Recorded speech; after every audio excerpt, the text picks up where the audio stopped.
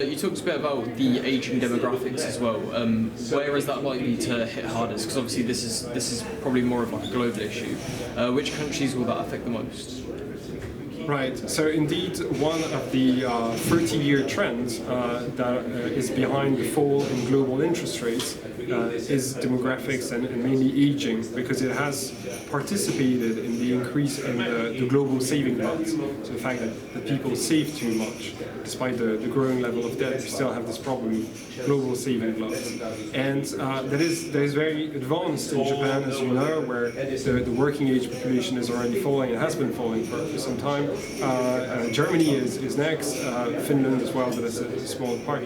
Generally, Europe is just at the border, so there's a small, slow decrease in the working age population, and we managed to get this stabilized through pension reform and lengthening the working period. But still, contrary to the US, where aging is less of a problem, Europe is heading the other way. The final country that is very interesting in this aging context is China.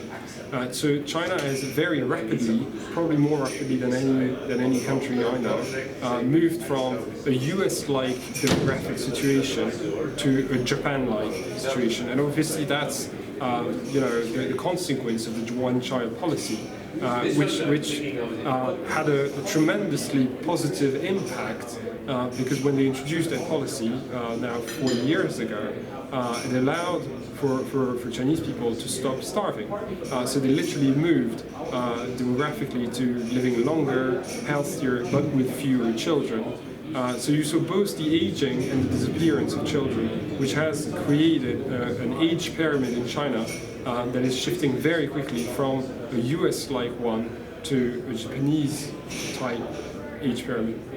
74% of the income is negative yielding. Is that something that's going to bounce back or change in the coming years, or is this only getting worse? So we think it is a structural phenomenon, and in the short run, if we don't get hopeful news on the cyclical front, so the cycle, which is basically heading to a downturn, and the depressed sentiment is only going to exacerbate this phenomenon in the short run. So let's say in the next 12 months, yes, we're thinking we stay there.